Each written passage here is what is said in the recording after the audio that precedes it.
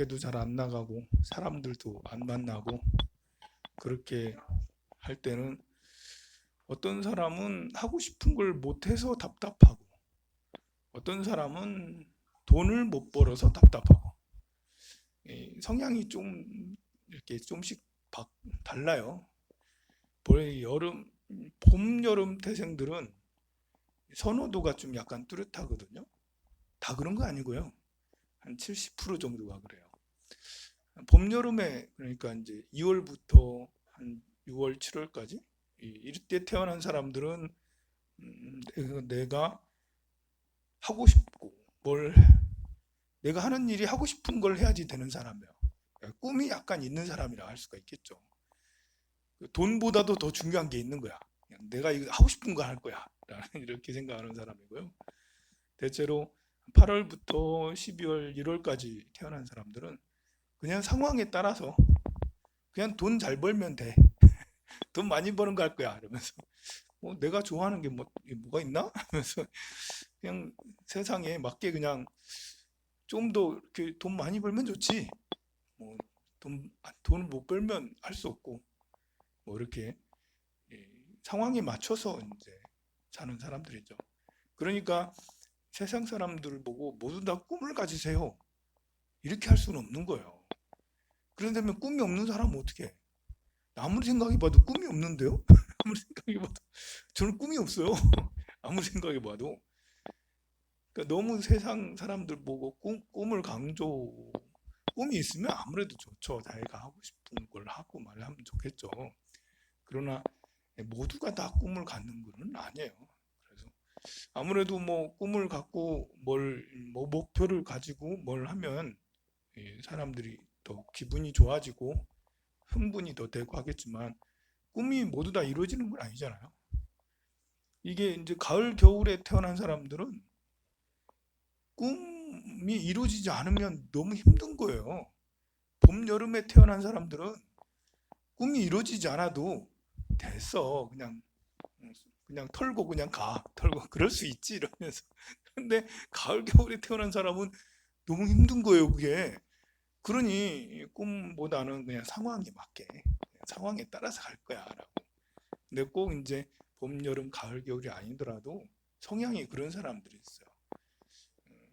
대체로 막 이렇게 열정적이고 막 이렇게 방방 뜨는 사람들은 또 금방 또 손 털고 에이 뭐 할 수 없지 다음에 또 하지 뭐 이렇게 하고 또 이렇게 방방 안 뜨고 집요하게 이렇게 천천히 해가는 사람들은 아니 그러면 이제 실패하면 너무 힘든 거예요. 이제 사람과의 관계도 봄, 여름에 태어난 사람들은 뭐 만날 수도 있고 헤어질 수도 있고 이렇게 하다 보면 괜찮지 이렇게 어쨌든 일을 많이 벌려. 만나는 사람도 폭이 엄청나게 많아. 꿈이 많고 이렇게 활동하고 이렇게 하는 게 많으니까. 그래서 이렇게 사람들하고 이렇게 서로 안 맞았을 때 또 이렇게 그 헤어질 때 뭐 헤어질 수도 있지 이러면서 되는데 가을 겨울에 태어나면 이제 이렇게 폭이 그렇게 생각을 안 하니까 그래서 너무 힘든 거죠 그런 것이 사람이 성향이 그렇게 좀 다른데요. 그래서 일관적으로 모두에게 꿈을 가져라. 좌절을 했을 때 빨리 일어서는 사람이 있는가 하면 좌절을 했을 때 굉장히 오래 걸리는 사람이 있어요. 아무래도 좌절을 했을 때 빨리 일어설 수 있는 사람이 이 세상 살아가기가 더 좋죠. 이 세상은 지금 막 퍼지는 세잖아. 막 성장하는 시기잖아요. 막 성장하니까 관계들도 많이 옛날에는 그냥 동네 사람 옆집하고만 관계했다면 마을 사람들하고만 관계했다면 지금은 전 세계랑 관계를 해요. SNS를 하면서 전 세계 뉴스를 다 알게 되고 전 세계 사람들하고 관계하고 꼭 전 세계가 아니더라도 국내의 사람들 서울, 부산, 대구 다 서로 연관이 막 굉장히 돼 있죠. 지금은 또 가족들이 흩어져 살고 있잖아. 음, 그, 그래서 퍼져 있는 시대인데요. 그럴 때 전염병이 돌아. 퍼져 있으니까. 전염병이라는 것은 퍼져 있을 때 막 많이 돌고 그래요. 그럴 때 전염병이 딱 돌면 딱 중단하고 이제 만나지 않고 이렇게 많이 만나는 거에서 끊고 안에 들어와서 이렇게 집에 가만히 있어야 되죠. 그러면 왜 전염병이 생기는 거지? 바로 이제 펼치는 것을 너무 많이 하지 말라. 이제는 좀 자기 자신을 좀 성장시키고 자기 자신을 좀 키우고 좀 더 나은 사람이 되도록 그렇게 하라는 것이죠. 세상을 너무 펼치면 자기 내면 관리를 하지 못하게 돼요. 이럴 때는 지혜를 이제 키워야 되겠죠. 그러니까 책을 많이 읽으라고 제가 어제 문자 보냈잖아요. 책을 많이 읽고 강의를 많이 들으세요. 이렇게 요즘같이 이렇게 사람들 안 만나고 그럴 때는 사경 열심히 하고 자기를 성장시키는 게 제일 좋아요. 이럴 때 공부를 하는 게 좋죠. 요즘에 삼성에서 갤럭시 S20이 새로 나왔어요. 20하고 20 플러스하고 울트라하고 이렇게 나왔는데요. Z 플립도 같이 나왔죠. Z 플립 나왔는데 Z 플립도 혁신적이죠. 제가 이렇게 말했잖아요. 이걸로 다 바뀔까? 그럴지도 모르겠다. 이렇게 옛날 폴더폰처럼 바뀔까? 그럴지도 모르겠다. 뭐 그렇게 될지 안 될지는 모르겠어요. 그리고 또 이제 그 플립 Z 플립 아니더라도 S20에서 놀라운 게 있어요. 어쩌면 패러다임이 바뀔 수가 있어요. 뭐 이미 바뀌어 왔지만 어쩌면 캐논과 소니가 망할 수도 있다라는 거지. 이미 캐논, 니콘은 뭐 엄청나게 많이 망했죠. 망해 가고 있죠 지금. 무슨 말이냐면 카메라 산업 얘기하는 거예요. 카메라가 옛날엔 대포 엄청 큰 렌즈에 그 본체도 엄청 무거워가지고 나도 조금 몇 시간 들고 다니면 팔 아프고 막 그랬대. 나는 힘이 센데도 막 팔이 아프고 막 그래. 근데 이런 카메라들이 점점 사람 안 보이고 전부 다 핸드폰 가져가잖아요. 저도 이렇게 그 20년 전부터 카메라를 썼는데 니콘 카메라 주로 많이 썼는데 그런데 이제 요즘에 안 들고 다녀요. 요즘에 다 폰으로 저 폰으로 다 해요. 물론 이제 이렇게 그 큰 카메라로 이렇게 찍으면 화질이나 뭐 여러 가지 장점이 있는데 점점점 그 장점하고 이 작은 폰카랑 큰 카메라랑 점점점 간격이 좁아졌고요. 심지어는 폰 카메라 화질이 더 좋은 경우가 많아요. 잘 찍지 않으면 큰 카메라보다 폰카가 더 예쁘게 찍어진다라는 거예요. 근데 이제 S20부터는 뭐 그냥 거의 대부분 그냥 찍으면 능가해. 이렇게 뭐 이렇게 뒤를 날리는 기능이 아웃포커싱이라고 그러거든요. 보통 그 우리가 예쁜 아기 사진을 찍거나 뭐 이렇게 애인 사진을 찍어줄 때 딱 찍으면 뒤가 배경이 흐릿해지고 이 피사체만 본체만 이렇게 피사체만 밝고 선명하고 예쁘고 뒤는 훅 날아가고 이런 기능이 이제 아웃포커싱 기능인데 그건 큰 카메라에 좋은 렌즈만 가능하거든요. 그런데 이제 지금 이미 이제 이전 모델에서 그것이 가능해졌고 지금 새로 나온 모델은 그것이 훨씬 더 강화됐고 오류가 잘 나지 않고 그 위에 동영상 기능이 우리가 이제 역광 있잖아. 역광 사진 찍으면 정말 힘들잖아.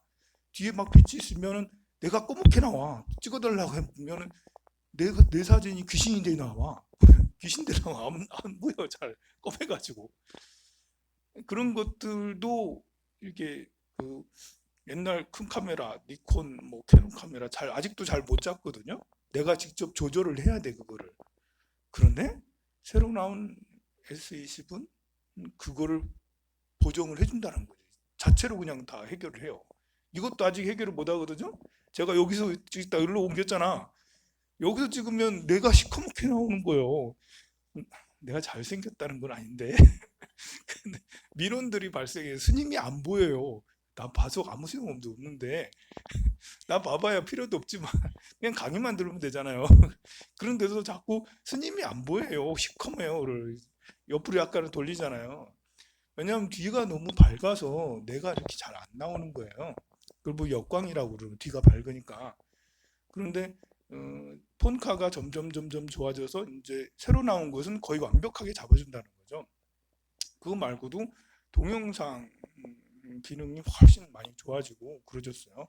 그러니 굳이 이제 소니의 카메라, 캐논의 카메라를 굳이 쓸 수가 아니 안 써도 될 만큼 바뀐다라는 거죠.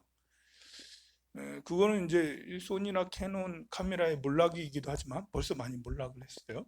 새로운 산업이 더 커진다고 할 수가 있겠죠. 그래서 그런 것들이 시대의 흐름을 이렇게 쭉 바꿔주는구나라고 할 수 있어요. 그 말고도 우리나라에 이렇게 제가 어제 오늘은 한번 시가총액을 우리나라의 시가총액을 한번 쭉 미국하고 한번 비교를 해봤어요. 시가총액 1위는 당연히 뭐 삼성이 1위겠죠. 240조 정도 되더라고요. 아니 340조 정도 돼요. 그거는 이제 이렇게 저기보다 더 높아요. 그 일본의 무슨 자동차지? 무슨 자동차? 그래 도요타는 한 200조 되는데요. 도요타보다 더 높은 350조, 340조니까. 어제 오늘 주가가 대폭락해 가지고 한 3, 4%, 4%? 어제 것까지 다 하면 5% 정도 슝 떨어졌어. 그래가지고 이제 350조에서 5% 떨어지면 340조, 330조, 지금 340조 정도 돼요. 그것이 얼마나 큰 거냐면 지금 현대자동차는 27조거든요. 현대자동차하고 삼성하고 비교해 보면 그렇잖아요. 이게 옛날에는 비교를 했어요. 요즘에는 비교가 안 되잖아요. 그 다음에 2위가 SK 하이닉스예요. SK하고 하이닉스랑 뭐 좀 약간 다르지만 뭐 SK 하이닉스는 SK 외의 자회사 아니 그 회사이긴 하지만 어쨌든 뭐 그 한 70조 정도 이렇게 되고 그래요.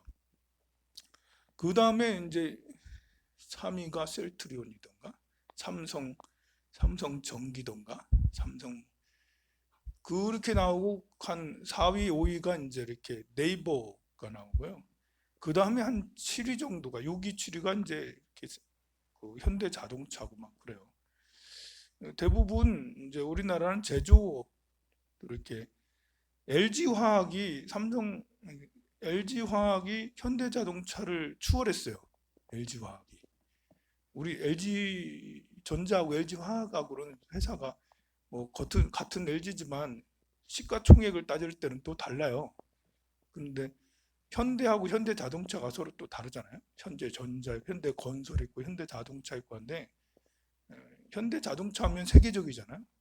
그런데 도요타는 200억인데 현대자동차는 30조가 채 안 돼.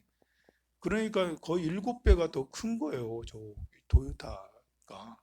뭐 시가총액을 가지고 그걸 크다 작다 할 수는 없겠지만 그래도 그냥 그렇게 비교하는 게 제일 단순하고 제일 합당하고 막 그래요. 합리적이에요.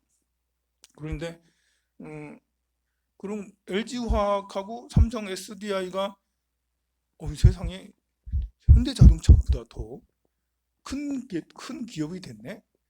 우리 울산은 현대자동차가 최고잖아. 우리나라에서 제일 큰 기업이라고 생각하잖아. 삼성 다음으로. 그런데 네이버보다 못하고 LG화학보다 못하고 막 그래요. 근데 우리가 이런 추세를 잘 모르잖아요. LG화학하고 삼성 SDI가 현대자동차보다 커지게 된 것은 올해를 걸치면서 커진 거예요. 작년 여름부터 쭉 계속 쭉 올라가게 쭉.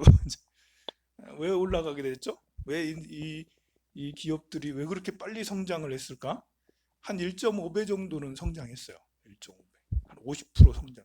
2배까지는 아니고 50% 정도 성장을 쫙 했어요. 1년 사이에 판도가 바뀐 거예요. 1년 사이에. 현대자동차하고 LG화학, 삼성 SDI가 쭉 치고 올라왔죠.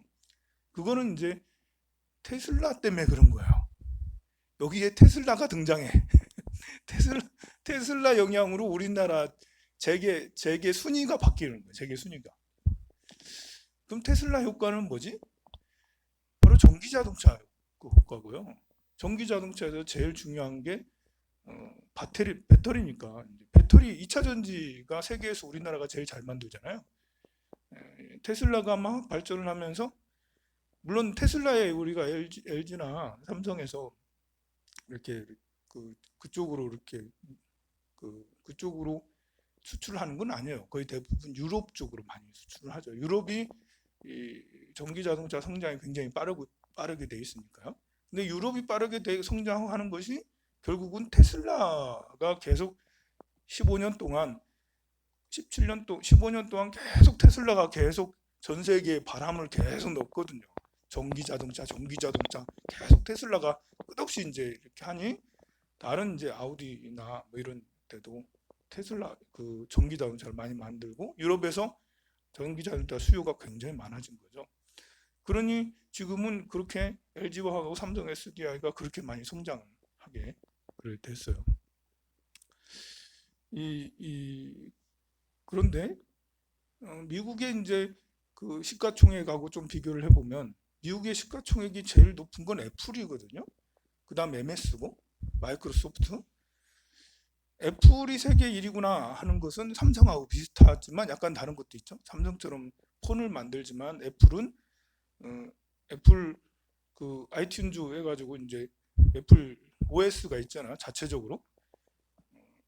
애플폰은 애플폰으로 OS를 쓰잖아요. 우리는 구글로 쓰지만.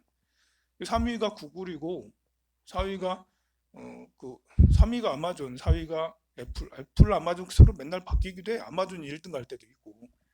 그리고 이제 5위가 이제 페이스북이 막 이러거든요.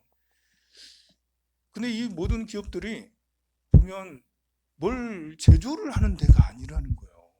전부 다 서비스업이라는 거예요. 우리가 마치 카카오가 계속 성장하고 있거든요. 카카오가 계속 이렇게 쭉 올라오고 있어요. 카카오가. 네이버 카카오가 우리 대한민국의 가장 대표적인 그런 이제 SNS 공급 업체잖아요. 보면 인터넷 이제 그 서비스 업체잖아요. 네이버가 현대자동차를 능가했어. 그러면 카카오도 얼마 안 있으면 올라오겠구나. 점점 치고 올라오지 않겠나. 물론 우리가 카카오톡을 계속 써야지 되는 거고, 카카오 택시를 써야 되는 거고, 카카오에 관련된 뭐 카카오뱅크나 카카오에 관련된 내비게이션 뭐 뭐든지 카카오를 쓰면 점점 올라오게 돼서 그렇게 해가지고 올라간 게 이제 바로 구글이나 아마존 같이 이렇게 된 거예요, 그게. 근데 우리는 아직 그렇게 되지 못했죠. 근데 이제 그런 회사들이 이제 미국에 있는 그런 시가총액 1, 2, 3, 4, 5 이런 걸 빵이라고 그러거든요. FANG래 가지고 넷플릭스는 빠지고 앞으로 테슬라가 그쪽으로 올라간다라고 그렇게 하는데, 테슬라의 시가총액은 아직 200조가 되지는 않았어요. 소문이 무성한 거에 비해서는 시가총액은 작아요. 왜냐하면 아직도 100만 대를 못 만드니까. 아직도 자동차를 100만 대를 못 만들어. 우리 현대는 700만 대, 800만 대를 1년에 만들어서 파는데 테슬라는 아직도 100만 대를 안 만들어요. 그러면 도요타는 몇 천만 대를 넘게 팔겠죠, 그죠? 천만 대를 넘게 파는 회사하고 테슬라하고 곧 있으면 테슬라가 200조가 넘을 수도 있다라고 그러거든요. 이제 지금 한 주에 900달러요. 곧 있으면 1000달러를 돌파한다라고 그래. 그러면 이제 테슬라를 넘겠죠, 그러면. 어쨌든 그런 테슬라도 빠르게 성장하고 있는데요. 거의 대부분 테슬라도 이래 보면 자동차를 팔아가지고 이렇게 한 게 아니라, 이 테슬라의 자동차의 가장 큰 장점은 자율주행이 제일 잘 된다는 거예요. 테슬라가. 우리 현대자동차는 자율주행 아직 2단계 채되지 못하거든요. 자율주행도 1단계, 2단계, 3단계, 4단계가 있어요. 2단계는 그냥 고속도로에서 이렇게 손을 놔도 돼. 고속도로에서만 다른 데서는 아니고 고속도로에서 그냥 해도 돼. 3단계가 되면 이제 그냥 일반 주행 도로에서도 손을 놔도 된다는 거죠. 핸들을 놔도 된다는 거예요. 3단계가 되면. 우리나라는 아직 현대자동차는 그렇게 못 만들고 있죠. 왜냐하면 자율주행에 되게 늦게 이렇게 뛰어든 거예요. 그러니까 현대자동차가 욕 많이 먹는 게 이제 한전 부지 산다고 거기에다가 이제 물량 투입을 하고 다른 미래를 위한 이렇게 준비를 하지 않았다라는 그것 때문에 국내 이렇게 사람들한테 안티가 그렇게 많잖아요. 다행히 이제 작년에 앱튜브라고 자율주행 쪽으로는 인공지능 쪽으로는 세계 3위인 회사하고 합작 회사를 만들었어요. 투자를 했어요.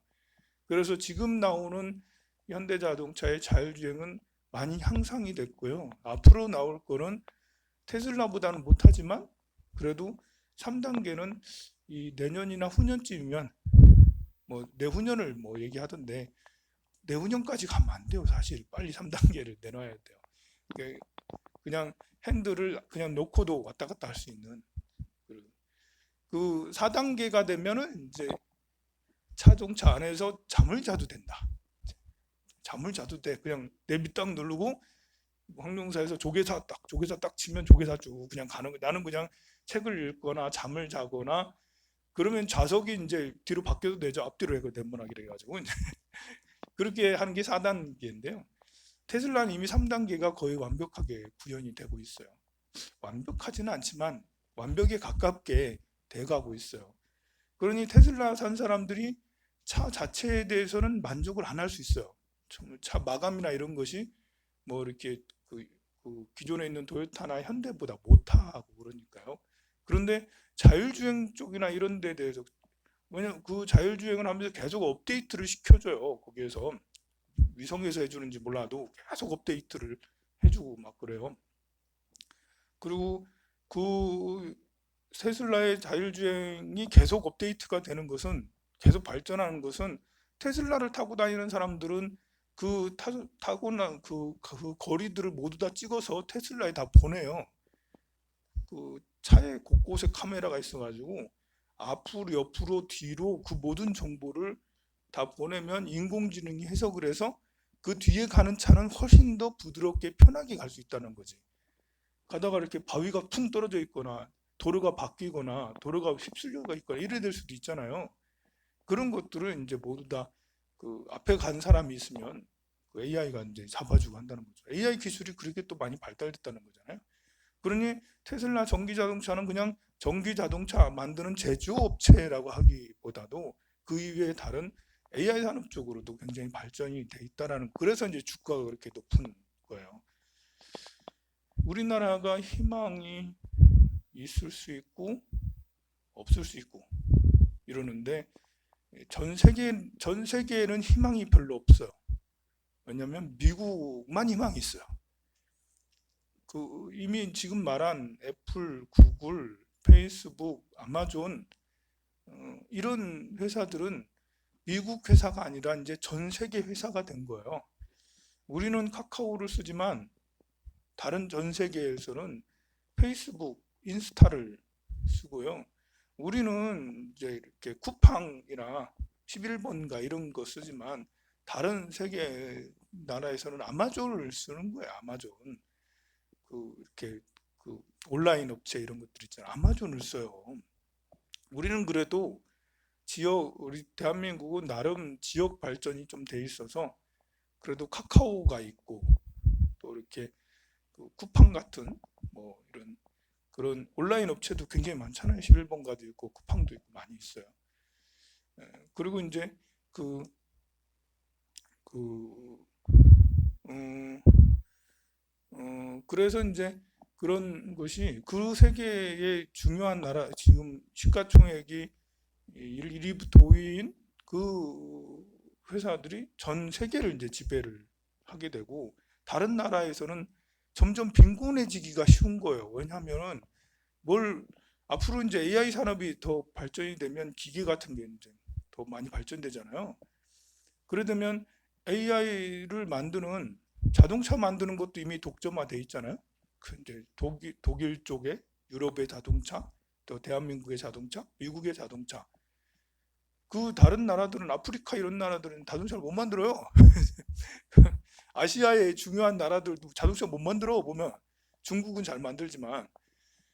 그런데 이제 그것은 이미 자동차 기술이 일부 몇 개의 나라에 독점이 돼 있기 때문에 그렇게 된 건데, 이 독점하는 쇼핑몰이 이렇게 우리가 여기에 이마트가 생기면서 홈플러스가 생기면서 지역에 있는 조그만한 이제 슈퍼들이 문을 닫았잖아요. 그런 것처럼 어떻게 되냐면 이제 온라인 쇼핑몰이 점점 발달할 거 아니에요. 또 스타링크라고 해서 이제 위성까지 쏜다네. 그러면 이제 저걸로 드론으로 또 배달을 하게 될 거 아니에요. 저 섬에까지 이제 인도네시아 같은 데는 인구가 3억 명이잖아. 인구 엄청 많잖아요. 섬나라잖아, 섬나라. 그런데 섬나라니까 배송 받기가 어려운 데인데 앞으로는 배송하기가 쉬워진다는 거지. 드론 띄워가지고. 그래, 인터넷이 전 세계로 막 다 깔리게 되고 그렇게 되니까 스타링크를 통해서. 그러면 수혜를 입는 업체들이 뭐겠어요? 아마존 같은 데가 수혜를 입잖아요. 그럼 지역에 있는 그런 그 상권들이 다 죽어가잖아. 지금 우리나라에 있는 지역에 있는 상권 다 죽어가잖아요. 지금 여러분들이 음식을 만들어 팔아도 제일 이익을 많이 보는 데가 어디예요? 배달의 민족이 제일 이익을 많이 받아. 다 그 어플을 통해서 거기 음식을 시키잖아요. 배달하고. 배달 앱이 제일 돈 많이 벌고요.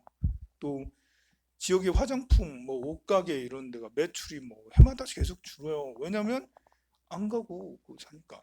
이번에 이제 지금 그 코로나 사태 때문에 제일 처음에는 마스크에 관련된 그런 뭐 주식들이 막 요동을 쳤고, 그 다음에는 그 에탄올, 그러니까 소독하는 손 소독제하고, 그냥 손 소독제하고 처음에 마스크였어. 그 다음에 나오는 것이 소독하는, 소독약을 하는 에탄올 업체들이고요. 그 다음으로는 교육에 관계된 거. 이게 장기화되면서 애들이 학교를 안 간다는 거예요. 그래서 무슨 에듀, 뭐 아이스크림 에듀, 뭐 메가스터디, 뭐 이런 교육 관련들 주고 그러더니 식품으로 옮겨졌어요. 식품으로. 왜냐하면 이 전염병이 계속되니까 이렇게 사람들이 사재기를 한다 이거죠. 이제 라면도 사고 과자도 사고 뭐 이렇게 어쨌든 식품하고, 또 특이하게 배송업체 배송을 해야 된다고 골판지 있잖아요. 종이 업체하고 배송 업체들이 굉장히 하고 있어요. 그렇게 이제 앞으로는 점점 더 온라인 쪽으로 더 많이 하게 되잖아요. 그래 되면 정말 건물주가 꼭 좋은 게 아닌지는, 옛날엔 건물주가 꿈이잖아요. 근데 건물주가 왜 좋아요? 임대가 들어와야지 좋은 거잖아요. 임대 들어올 데가 없는 거예요. 왜냐하면 전부 다 온라인으로 하잖아. 임대 들어와가지고 이렇게 돈 못 벌잖아. 음식점에서 돈 못 벌지. 옷가게에서 돈 못 벌지. 뭐 해서 돈 벌지? 뭐 해서 돈 벌 게 없는 거예요. 그래서 이제 여러분들이 온라인 사업을 해야 되는 거예요. 온라인 쪽으로 뭘 하게 되면 매장도 있고 온라인 쪽으로도 하고 온라인 쪽으로 가야 돼요. 그러면서 항상 이제 이렇게 그 그런 얘기는 내일 또 얘기할게요. 오늘 너무 길게 얘기하는 것 같아요. 성불하세요.